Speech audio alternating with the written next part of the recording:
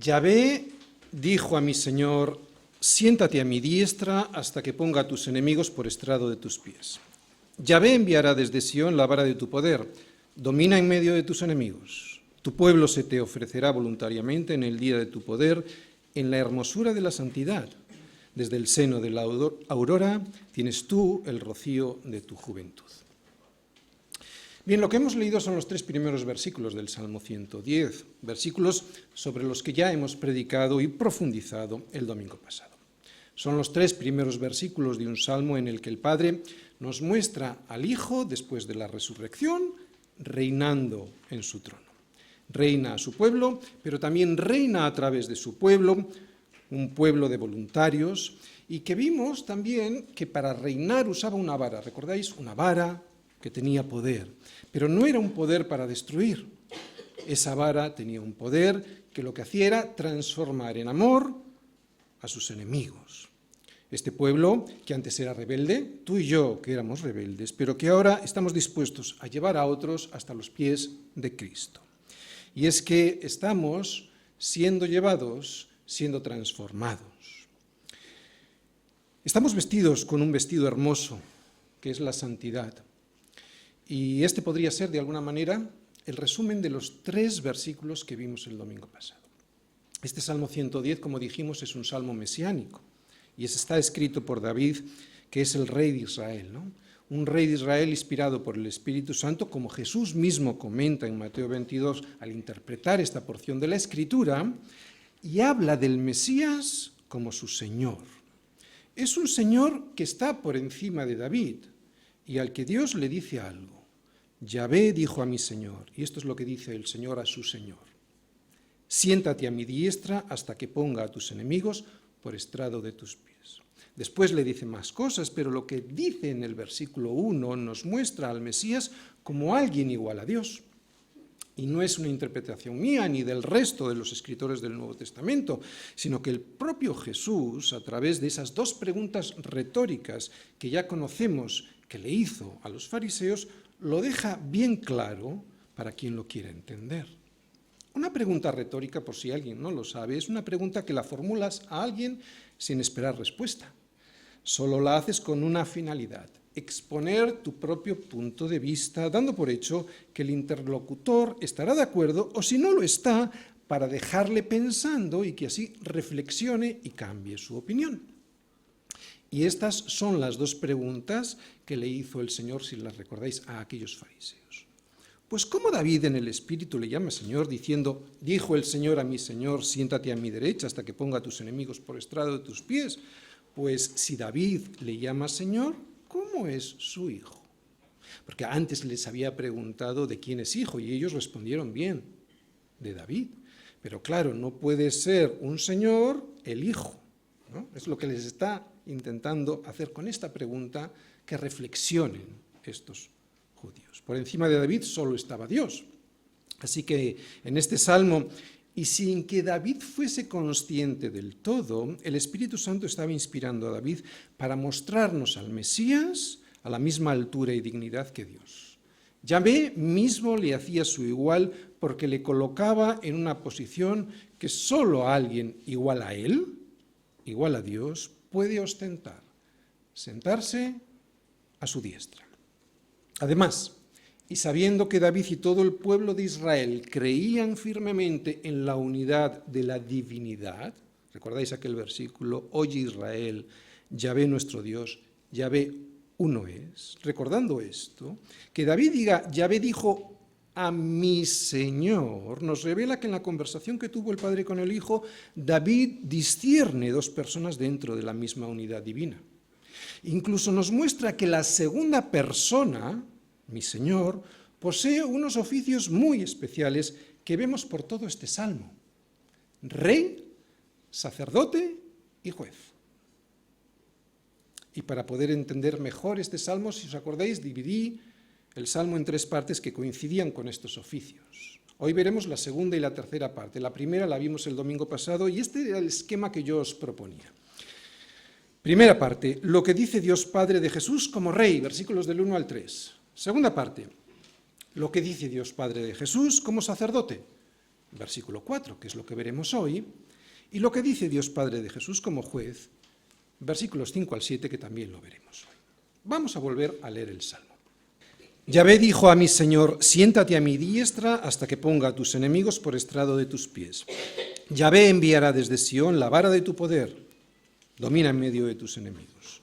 Tu pueblo se te ofrecerá voluntariamente en el día de tu poder, en la hermosura de la santidad. Desde el seno de la aurora tienes tú el rocío de tu juventud. Juró Yahvé y no se arrepentirá, tú eres sacerdote para siempre, según el orden de Melquisedec. El Señor está a tu diestra, quebrantará a los reyes en el día de su ira. Juzgará entre las naciones, las llenará de cadáveres, quebrantará las cabezas en muchas tierras. Del arroyo beberá en el camino, por lo cual levantará la cabeza. Después de su humillación en la cruz y después de su resurrección, el Padre exalta a Cristo hasta lo sumo como el Rey en gloria sobre todo y sobre todos. Es lo que nos dice el Salmo. Y también vemos cómo va a reinar desde ese mismo momento, desde el momento en el que subió y ascendió al trono, hasta el momento en el que aparezca el día de la ira. Y cómo va a ser también, nos dice este Salmo, cómo va a ser ese día de la ira. Y es que después de haber extendido su reino, y recordar cuál es su reino aquí, su iglesia, después de haber extendido su reino desde Sión, desde el centro de Sión a todo el mundo, después de haber reinado sobre sus enemigos con el poder de la vara de su evangelio, después de haber conseguido que parte de esos enemigos que éramos tú y yo, después de haber conseguido que parte de sus enemigos se alisten voluntariamente a su ejército, después de haberles dominado, de habernos dominado con su poder a través de la vara del evangelio, un poder que no pretende destruirnos, sino que todo lo contrario, lo que pretende ese poder es llevarnos en amor hasta la presencia del Padre. Y después de mostrar que Cristo también es sacerdote, y es lo que vamos a ver hoy, que Cristo es sacerdote que defiende a sus soldados frente al ataque de sus enemigos, el Padre nos dice que vendrá un día, el día de la ira, y que no habrá adversario que pueda prevalecer sobre su Hijo, porque habrá llegado el momento en el que Yahvé, poniéndose ahora a la diestra del Rey, y esto lo vamos a ver luego, creo que en el versículo 5, Yahvé ahora se pondrá a la diestra del Rey, dará testimonio con este movimiento de que Jesús es el Cristo, que tiene poder para vencer y juzgar, y para poner a todos sus enemigos por estrado de sus pies. ¿Por qué? Porque Cristo es superior. Cristo es superior y quebrantará a sus enemigos. Salmos 110, segunda parte. Cristo venció ya en la cruz. ¿Sabías que ese es el Evangelio? Ese es el Evangelio. Esas son las buenas nuevas. Ese es el anuncio de las buenas nuevas a todo el mundo. Cristo venció a la muerte por nosotros y lo hizo presentándose como el Cordero de un sacrificio que es único y, atención, válido para todos de una vez y para siempre. Es válido para todos, de una vez y para siempre, pero solo es efectivo para aquellos que lo quieran aceptar. ¿Lo has entendido? Es un sacrificio que es válido para todos, pero solo es efectivo para aquellos que lo quieran aceptar. Es como un cheque extendido por alguien que tiene la facultad de poder extenderlo con validez, porque tiene fondos. Pero solo se puede disfrutar de esos fondos si yo acepto ese cheque y lo llevo al banco, ¿verdad? Pues algo parecido. El sacrificio de Cristo es válido para todos, pero solo es efectivo para aquellos que lo quieran aceptar. Ese sacrificio, como he dicho, es el Evangelio. Es la vara de poder con la que vence a una parte de sus enemigos en este mundo. Es con esa vara, es a través de ese Evangelio, como extiende su reino por este mundo y somete, sí, nos somete en amor y además voluntariamente a parte de sus enemigos. Pero como no todos han querido, ni quieren, ni querrán someterse al Rey que el Padre ha puesto en su trono, llegará un día de la ira en el que los someterá, como a nosotros también, en el que los someterá, pero ya no será por amor, sino a través del justo juicio de Dios. Pero de momento, en este periodo histórico en el que estamos, de momento sigue extendiéndose su reino por este mundo a través del poder de su evangelio. Y también, de momento, y hasta que sus soldados entremos definitivamente en la morada con el Padre, Él limpia nuestras vestiduras manchadas por las caídas y por las luchas que ocurren en nuestro caminar diario. Y esa parte es la parte del sacerdocio de Jesús. Cristo como Rey nos guía y nos lleva a la victoria, Cristo como sacerdote también nos cuida y nos limpia.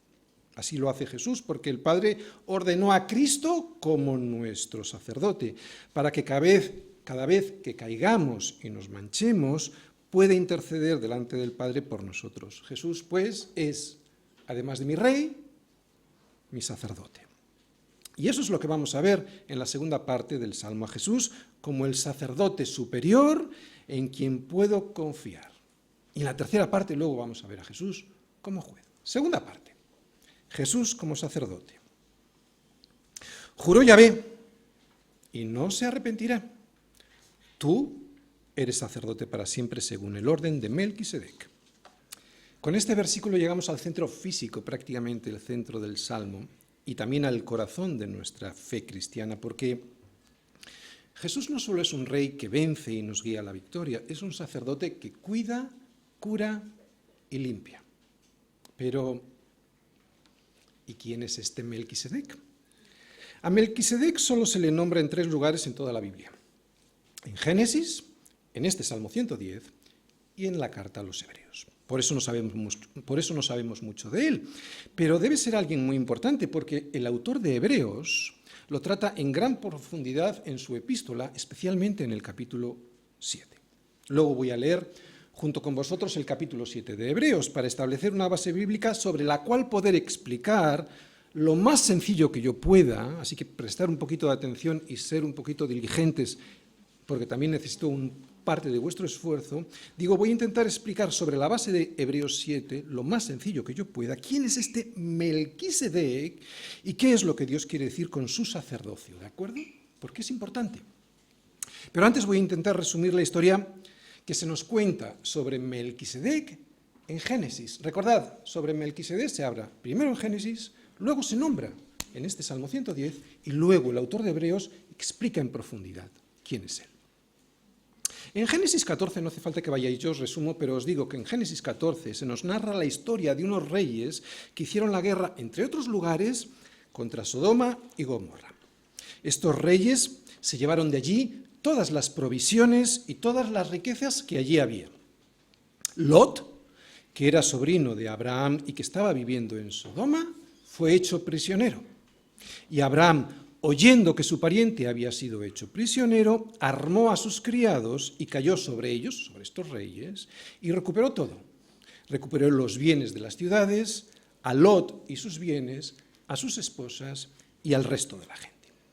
Cuando Abraham volvía de haber derrotado a estos reyes, aparece en la escena alguien llamado Melquisedec. Y en Génesis 14 nos lo cuenta así. Entonces Melquisedec, rey de Salem y sacerdote del Dios Altísimo, sacó pan y vino y le bendijo. Esto es importante, porque es importante ver quién bendice a quién, ¿de acuerdo? Es Melquisedec quien bendice a Abraham. Y le bendijo diciendo: bendito sea Abraham del Dios Altísimo, creador de los cielos y de la tierra, bendito sea el Dios Altísimo que entregó tus enemigos en tu mano, y le dio a Abraham, en ese momento, después de la bendición, le dio a Abraham los diezmos de todo. Y se acabó. A partir de aquí, Melquisedec no vuelve a aparecer hasta el Salmo 110, 1000 años después. Lo primero que sorprende de este relato de Génesis es que en un libro como el Génesis, en el que las genealogías ocupan un lugar muy importante, este hombre aparezca y desaparezca sin que nos diga Moisés es quien escribió el libro de Génesis, sin que nos diga Moisés de dónde venía, a dónde fueron a parar sus descendientes, ni la edad a la que murió. Es como si este hombre no tuviese ni principio ni fin, o sea, como si fuese una sombra de Cristo, sin principio de días ni de fin. Otro dato. Y también lo menciono porque presenta a Melquisedec como un tipo de Cristo. Y es que nadie discute que Abraham es, o era, o fue un personaje principal muy importante en la historia de Israel. Y sin embargo, vemos cómo en el relato de Génesis, Melquisedec es presentado como alguien más importante, alguien que es superior en rango. Luego el escritor de Hebreos nos lo va a explicar mejor, pero en Génesis se nos dice que fue él quien bendijo a Abraham. Melquisedec fue quien bendijo a Abraham, y siempre es el mayor quien bendice al menor. Y también es él quien recibe de Abraham los diezmos del botín. Así que aquí mismo, en el relato de Génesis, vemos que Abraham reconoce dos cosas: el sacerdocio y la autoridad de Melquisedec como rey, de alguien que es superior a él. ¿De acuerdo? Reconoce estas dos cosas: el sacerdocio y que es rey. Repito, todo esto lo menciono para ir dejando en nosotros la idea cierta de que el orden de Melquisedec es un orden superior al orden aarónico, como luego el autor de Hebreos nos lo aclara. El nombre Melquisedec significa mi rey es justo, o sea, rey de justicia. Y como además nos han dicho en Génesis que es rey de Salem, que significa paz, lo que nos dice esta historia de Génesis es que Melquisedec es rey de paz y de justicia, que son dos de las características del reinado de Jesús. Así que todas las características estas que hemos visto de Melquisedec tendrán su cumplimiento perfecto en la persona del Mesías, en la persona del Jesús. Primero, lo que hemos visto ya en Génesis, 4 características que luego vamos a ver ampliadas en Hebreos 7. Primero, que Jesús, como lo fue Melquisedec, sería rey y sacerdote. Jesús, rey y sacerdote. Y estos oficios en Israel no se podían dar en la misma persona, ¿de acuerdo? Segunda cosa que vemos, que los oficios de Jesús no tendrían fin, como la genealogía de Melquisedec, que vemos, o mejor dicho, que no vemos ni su principio ni su fin. En Génesis, un libro predominantemente que hace hincapié en las genealogías. Tercero, que Jesús era rey de paz y de justicia. Y cuarto, que el sacerdocio de Jesús, por diferentes motivos que vamos a ver luego en Hebreos, sería un sacerdocio superior al sacerdocio levítico. Si os habéis fijado cuando yo he leído la historia de Génesis 14, hay algo que igual a alguno os ha llamado la atención, porque hay otra característica que ocurrió en Melquisedec y que alguien pudiera haber anotado como sombra del cumplimiento posterior en Jesús, que le ofreció pan y vino, en semejanza al cuerpo de Jesús y a su sangre derramada.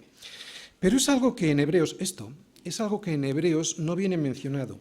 Y entonces, si en una carta como la de Hebreos, con tantas explicaciones sobre la persona de Melquisedec, no lo dice, yo creo que esta quinta característica sería muy arriesgado mencionarla con vinculación a Jesús, ¿de acuerdo? Por lo tanto, es simplemente una característica que vemos ahí, pero yo no la voy a mencionar, yo no la voy a vincular con el sacerdocio de Cristo, porque Hebreos no habla nada de eso, ¿de acuerdo? Cuando además en Hebreos abunda mucho sobre el tema del sacerdocio de Melquisedec, vinculándolo con Cristo.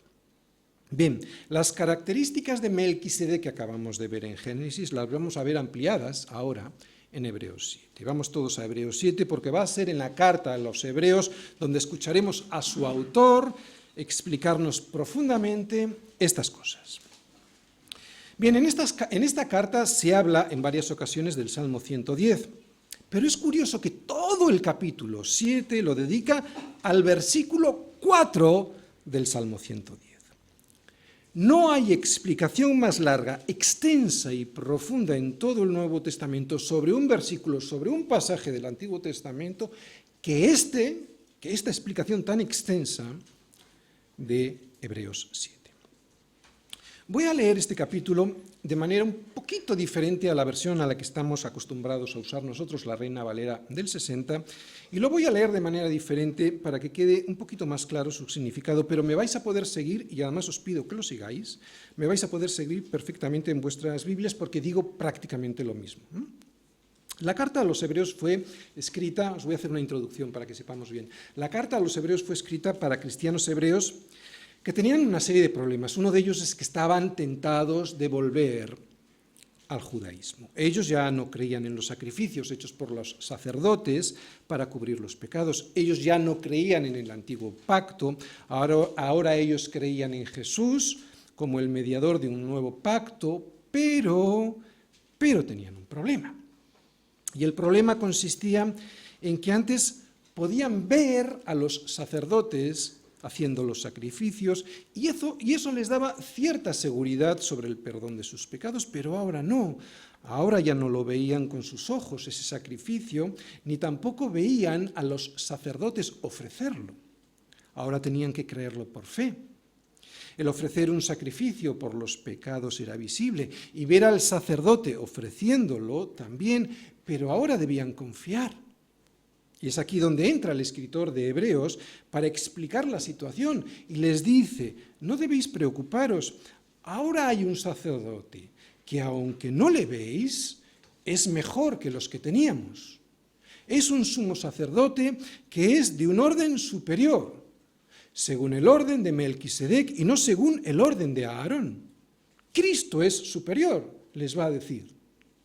Además, los judíos a los cuales iba dirigida esta carta estarían extrañados, porque los sacerdotes que ellos siempre conocieron solo habían venido de la orden de Aarón, o sea, provenían de la tribu de Leví y no de la tribu de Judá, que es de donde provenía Jesús. Pero el escritor de Hebreos les tranquiliza y les dice que la orden de la tribu de Leví es inferior, que hay una historia en Génesis, que es la que hemos leído, que hay una historia en Génesis en la que esto ya estaba previsto y asignado desde la antigüedad, que en Génesis encontramos a un sacerdote de un orden superior y que Jesús, según el Salmo 110, es el sacerdote de esta orden superior, del orden de Melquisedec. Cristo es mejor sacerdote, es lo que les dice. Vamos todos a Hebreos 7, desde el versículo 1 hasta el versículo 28. Este Melquisedec era rey de Salem y sacerdote del Dios Altísimo. ¿Veis? Rey y sacerdote. Él encontró a Abraham al regresar de la derrota de los reyes y lo bendijo. O sea, Melquisedec bendijo a Abraham. Segundo versículo. Y Abraham le dio el diezmo de todo. Primeramente, su nombre significa rey de justicia, Melquisedec. Y además es rey de Salem, que significa rey de paz. Tercer versículo. Este hombre está en Génesis sin padre, sin madre, sin genealogía, sin principio de días o fin de vida. Semejante al Hijo de Dios, permanece sacerdote para siempre. Fijaros, no dice que es igual a Jesús, dice semejante. O sea, un tipo, una sombra a Jesús es lo que nos está diciendo que es Melquisedec. Cuarto versículo. Considerad cuán grande era este. Está hablando de Melquisedec. Considerad cuán grande era este, aun el patriarca Abraham le dio el diezmo del botín. Bien, aquí vemos tres motivos. Vamos a parar aquí en el versículo 4, porque aquí vemos tres motivos por los cuales el sacerdocio de Cristo es superior. Primero, ningún rey de Israel ejerció los dos oficios, rey y sacerdote. Jesús vino de la tribu de Judá, de la cual nada habló Moisés tocante al sacerdocio. Sin embargo, Jesús es superior, porque es rey y sacerdote.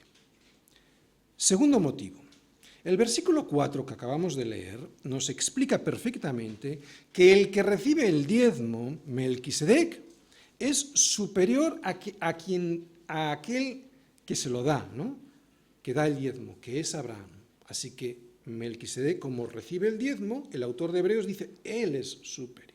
Bien, antes de entrar en el tercer argumento que yo os voy a dar, quiero hacer un paréntesis aquí, porque quiero explicar algo que, aunque no tiene que ver con el tema del sacerdocio, sí, ya que estamos en el tema del diezmo, sí que tiene que ver con las ofrendas y con el diezmo. Así que aquí un paréntesis en cuanto al sacerdocio de Cristo, ¿de acuerdo? En el original hebreo, en ese versículo 4 que acabamos de leer, no dice el diezmo del botín. En hebreo dice otra cosa más profunda. Dice el diezmo de los primeros frutos de la parte de arriba. O sea, que no solo le dio el 10%, que lo que le dio fue el 10% de lo mejor del botín. ¿De acuerdo? Esto es interesante para saber nosotros cómo actuar en nuestra vida, ¿no? Bien. Y otro dato muy curioso que aparece escondido entre líneas es el siguiente. Aparece escondido entre líneas, pero si lo leéis es esto lo que dice. Que este sacerdote del Dios Altísimo, Melquisedec, no exigió el diezmo a Abraham, como después sabemos que fue preceptivo en la ley para todos los israelitas. No, sino que Abraham lo dio por voluntad propia.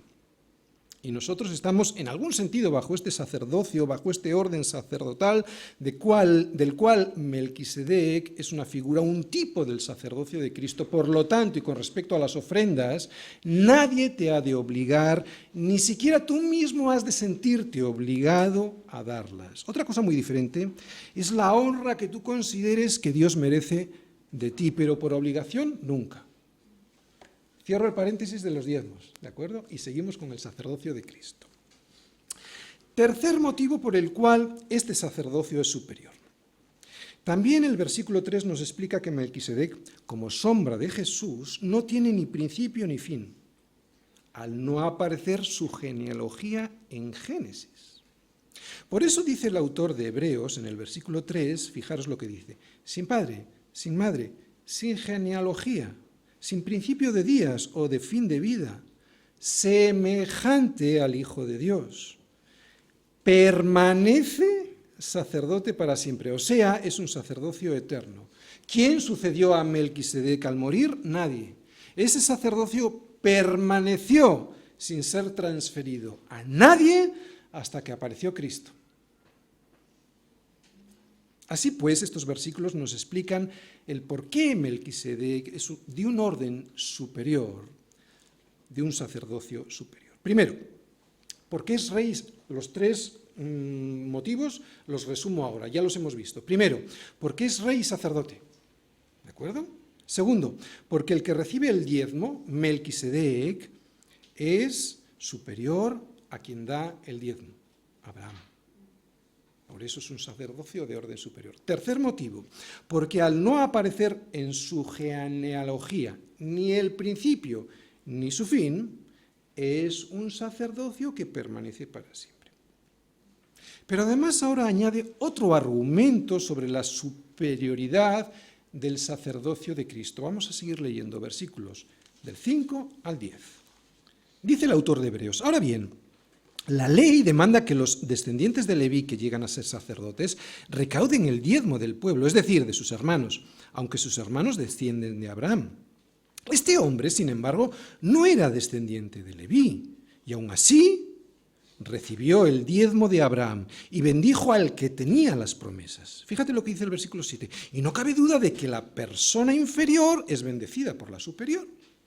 En el primer caso, el diezmo es recaudado por hombres mortales, pero en el otro caso, por aquel de quien se declara que vive. Uno hasta podría decir que Leví, que recibe el diezmo, pagó el diezmo por medio de Abraham, puesto que cuando Melquisedec encontró a Abraham, Leví estaba todavía en el cuerpo de su ancestro. Bien, lo primero que acaba de subrayar el autor de Hebreos es lo anterior que hemos visto en el punto 2 sobre los diezmos. Que Leví, al ser hijo de Jacob, y Jacob, hijo de Isaac, e Isaac, hijo de Abraham, cuando Abraham le pagó los diezmos a Melquisedec, en el fondo también lo estaba haciendo Leví y todo el resto de los sacerdotes levitas. Por lo tanto, ese sacerdocio le estaba pagando el diezmo a Melquisedec en algún sentido. Es lo que dice el autor de Hebreos, y por lo tanto ese sacerdocio de Leví es inferior. ¿Entendéis? Por lo tanto, y como conclusión, el autor reconoce que Melquisedec es superior a Abraham y por consiguiente superior al orden de Aarón, porque quien da los diezmos es inferior a quien los recibe. Pero como os decía, vamos a ver un cuarto argumento. Esto es simplemente una explicación sobre el segundo punto que vimos. Hay un cuarto argumento más a favor de la superioridad de Melquisedec sobre el sacerdocio levítico, basado en el relato que hemos leído de Génesis 14, 18. Decía así Génesis 14, 18. Entonces Melquisedec, rey de Salem y sacerdote del Dios Altísimo, sacó pan y vino y le bendijo. O sea, oró por él, ¿vale? Y este es el cuarto argumento, que el que da la bendición es superior. ¿Entendéis? ¿Quién bendijo a quién? Melquisedec a Abraham. Por lo tanto, un cuarto argumento de que el orden de Melquisedec es superior es que el que da la bendición es superior. Es lo que nos dice el escritor de Hebreos en estos versículos que acabamos de ver. El que da la bendición siempre es el mayor, superior al que la recibe. Y el que recibe la bendición, según el relato que vimos en Génesis, es Abraham. Y el que la da es Melquisedec. Otro argumento. Seguimos leyendo. Ahora en los versículos 11 y 12.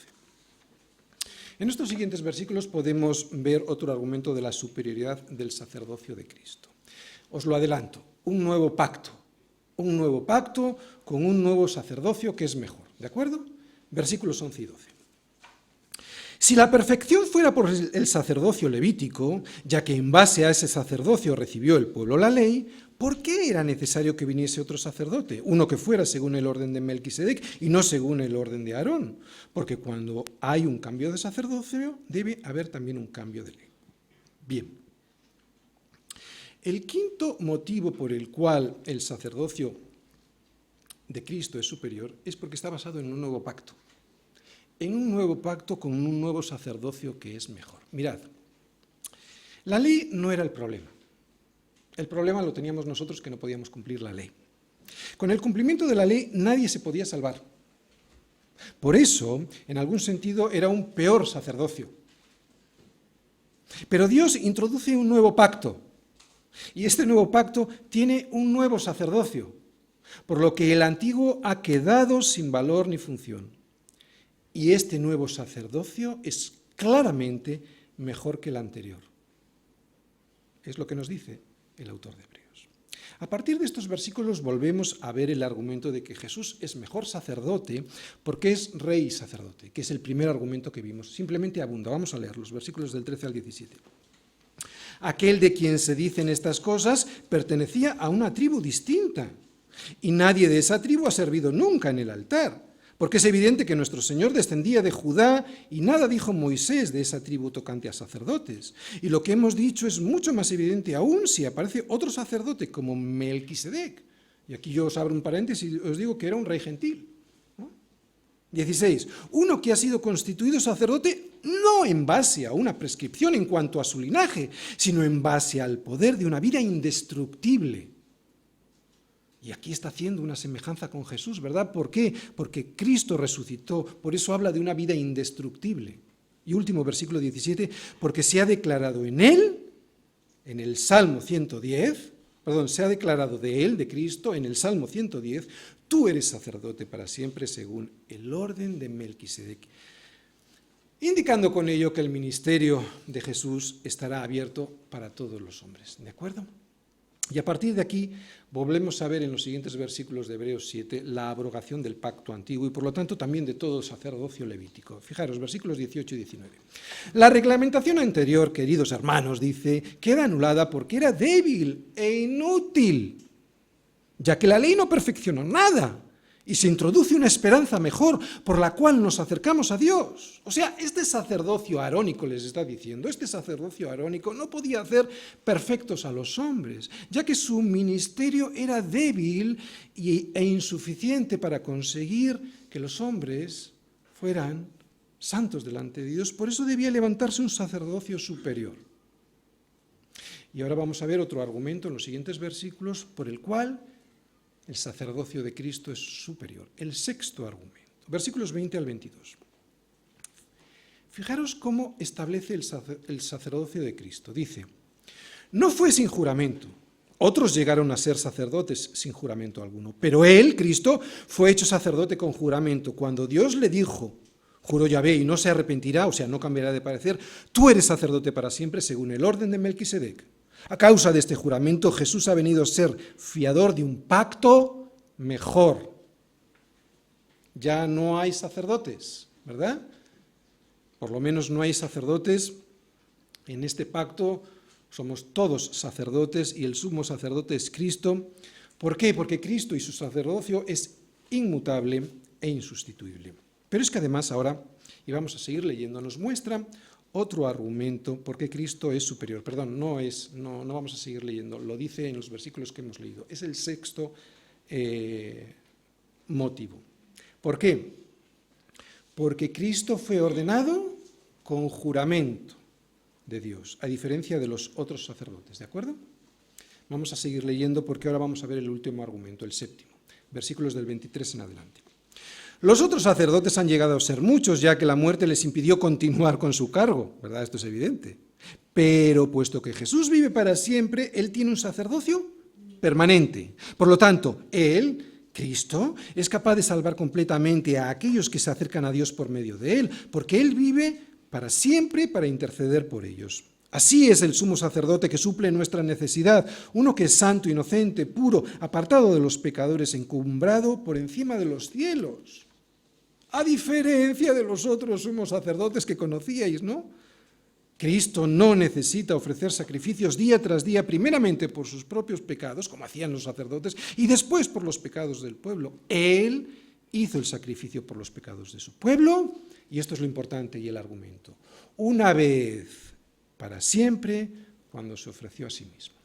Séptimo argumento. Una vez y para siempre. Este es el último motivo por lo cual el sacerdocio de Cristo es superior. Y lo que significa es que el sacrificio de Cristo no se ha de repetir nunca más. Nunca más como se hacía en el antiguo pacto y como hoy todavía hacen algunos.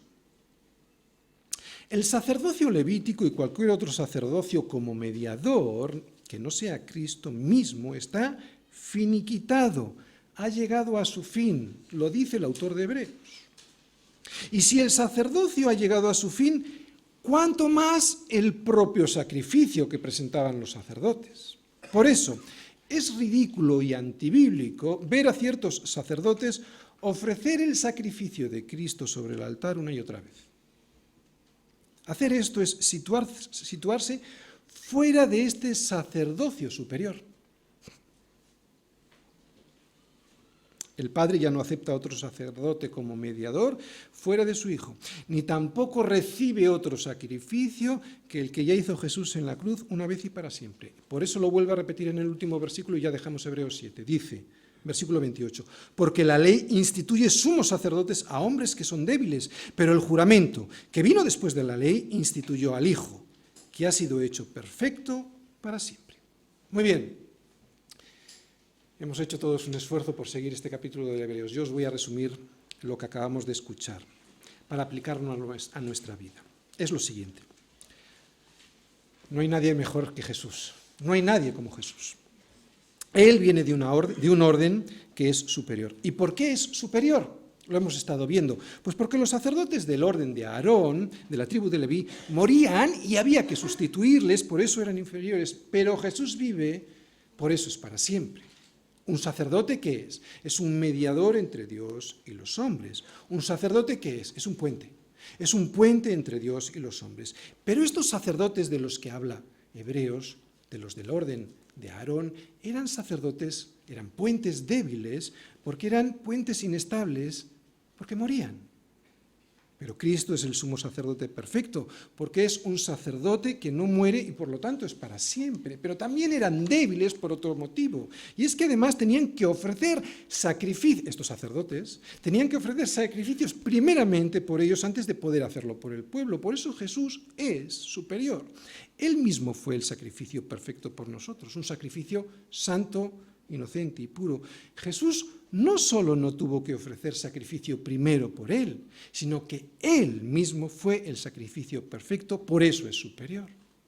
También otra cosa que vimos es que Jesús es rey y sacerdote. Que Cristo sea rey no impide que él se ocupe también de cada uno de nosotros, y esa es su labor sacerdotal, rey, sacerdote. no solo nos guía, no solo nos gobierna, también nos cuida. Rey y sacerdote, por eso es un sacerdocio superior. Cada vez que nos manchamos, Él nos presenta como sacerdote delante del Padre. Es como si cada vez que caes y te diriges en oración al Padre por medio de Jesús, Él te perdona porque escucha de Jesús algo parecido a esto. Padre, cárgalo en mi cuenta, yo ya pagué por Él. Cristo, pues, es el sacerdote de un orden superior. Cristo es quien intercede por ti en cualquier momento, claro, si es que estás arrepentido de lo que has hecho y no te justificas, y no te justificas, y no te justificas. Quiero volver a poner el versículo, ya está ahí, porque seguimos en el versículo 4, ¿vale? Hay otra cosita que aparece y que puede sorprender. Lo leo. Juró Yahvé y no se arrepentirá, tú eres sacerdote para siempre según el orden de Melquisedec. ¿Y por qué habría de arrepentirse Dios de decir esto? De decir que Él es sacerdote para siempre según el orden de Melquisedec. ¿Por qué se habría de arrepentir? Si además es un orden superior. Ya vimos por qué juró, pero ¿por qué dice que ahora no se arrepentirá de haber ordenado a Jesús como sacerdote para siempre? Si Dios es Dios, no tiene ningún sentido que Él se arrepienta. Bien, yo creo que es porque, aunque Él no necesita decirlo, nosotros por nuestra tendencia a dudar, necesitamos escucharlo de esta manera tan contundente. Estamos tan acostumbrados a que nos mientan y a mentir que dudamos de todo. ¿Vale? Por eso se nos dice que confiemos, que Él de ese nombramiento no se arrepentirá. Esto es una clara expresión antropomórfica, que significa expresar con rasgos humanos algo que de otra manera sería muy difícil de entender sobre el carácter de Dios.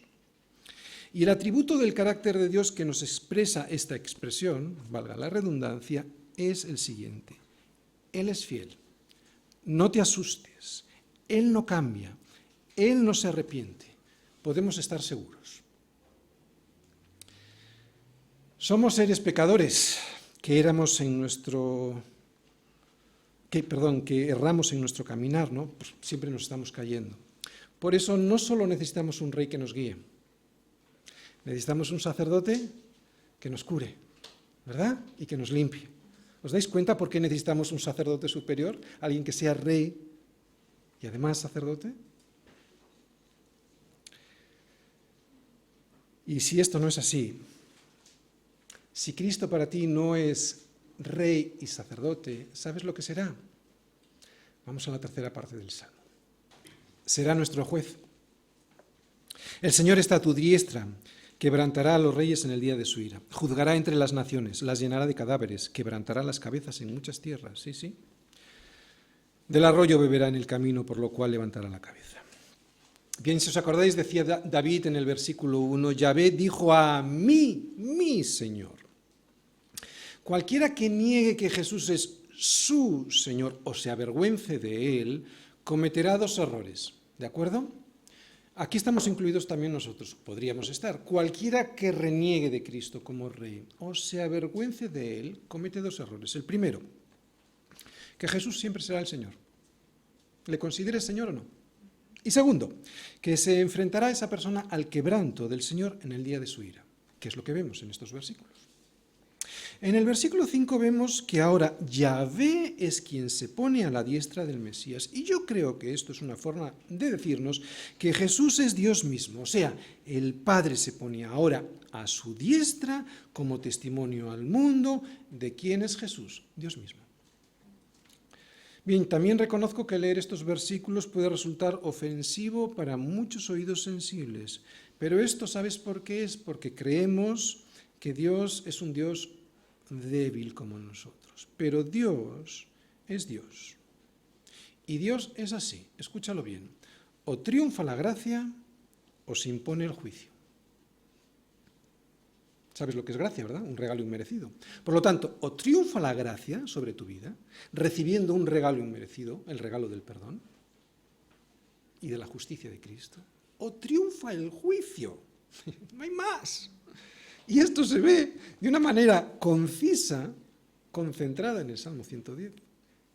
O es rey y sacerdote en nuestra vida, o será el juez.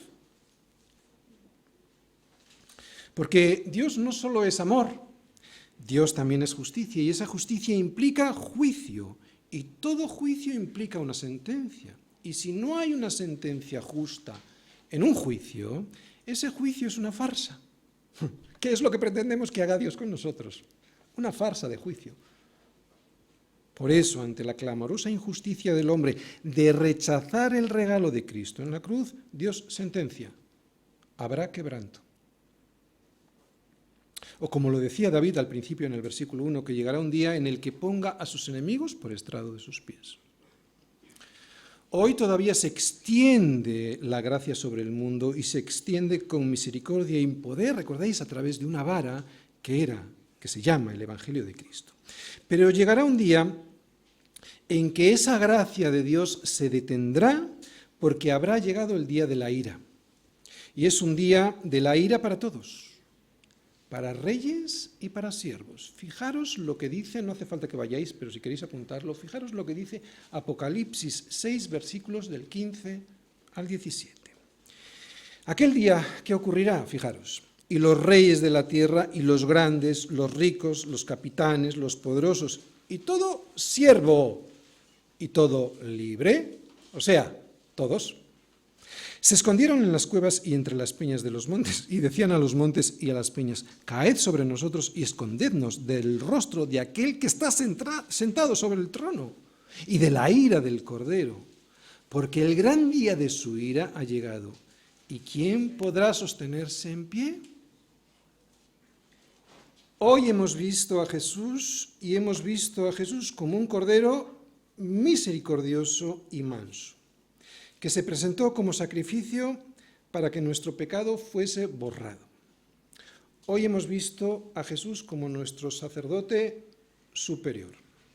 Que nadie hoy aquí desprecie una salvación tan grande.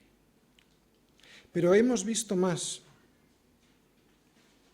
Hemos visto en este salmo, al igual que en el resto de la Escritura, no solo la mansedumbre del Cordero, también hemos visto la ira del Cordero. No se puede esconder. No se puede sacar versículos del contexto del Salmo 110 y dejar el final. No quiero extenderme mucho más sobre este punto porque creo que está muy claro lo que el final de este salmo nos quiere decir. Está muy claro. Para el que tenga oídos, lo puede entender perfectamente. Prefiero quedarme hoy con el mensaje de que Jesús es el mejor sacerdote que podíamos tener, que Jesús es superior. Reconocer esto debería hacernos muy felices y estar eternamente agradecidos. Estamos viviendo bajo un sacerdocio que es mejor, que es superior. No hay mejor vida para vivir que vivir bajo el reinado y el sacerdocio de Cristo. Que Él nos haya escogido como sus soldados es un privilegio y pura gracia que no merecemos. ¿De acuerdo? Te lo digo para que cuando salgas por ahí lo pienses, para que no vivas tu vida dándole la vuelta a Cristo. Que nos haya escogido como sus soldados es un privilegio y es pura gracia que no merecemos, que no podemos comprar, que nadie puede acceder por sus propias fuerzas, si no es Cristo regalándolo. Termino. Quiero terminar con un mensaje doble, ¿de acuerdo? Con un mensaje de amor y con un mensaje de obediencia a ese amor. Claro, porque Dios es amor, pero también es justicia, ¿de acuerdo? Un mensaje de amor, pero también de obediencia a ese amor. El mensaje de amor es el que nos traslada el Padre a través de este salmo, especialmente en el versículo 4, cuando habla de Cristo como un sacerdote mejor. ¿De acuerdo? El Padre le dice al Hijo: Hijo, vas a ser un sacerdote, pero no cualquier sacerdote, como esos sacerdotes inestables que había antes. Serás uno según el orden de Melquisedec. Tomarás madera y unos clavos y construirás un puente firme y permanente para que mis soldados voluntarios puedan llegar hasta mí en el momento en el que lo deseen y lo necesiten. Pero hijo, ese puente, esto es un mensaje de amor, ¿de acuerdo? Es una carta de amor para ti. Le dice, hijo, este puente tendrá forma de cruz. Y el sacrificio ya no será cualquier cordero, por muy limpio y sano que esté. El sacrificio serás tú mismo clavado en esa cruz. Yo no sé si no se nos puede enviar un mensaje de amor más profundo y desinteresado que este. Tú verás lo que haces con ese amor. Yo te recomiendo lo siguiente, y es un mensaje de obediencia a este amor. Él es el Señor, y al Señor se le obedece. Quiero animarte en esta obediencia y a seguir al Señor como lo que es, el Señor Jesús. Porque si tu compromiso con el Señor es el de una vida de confort, y estamos todos tentados a vivir siempre así, si tu compromiso con el Señor, como digo, es una vida de confort, o sea, vienes pero no eres, piensas en Dios pero no oras con Él en profundidad y sistemáticamente, hablas con tus hermanos pero no tienes comunión con ellos, o sea, si no eres frío ni caliente porque no estás ni totalmente entregado al pecado, pero tampoco rendido ni entregado totalmente al Rey que reina, entonces lo que estarás intentando hacer, que no consiguiéndolo, pero intentando hacer, es derrocar al Rey en tu vida. A un Rey al cual es imposible derrocar.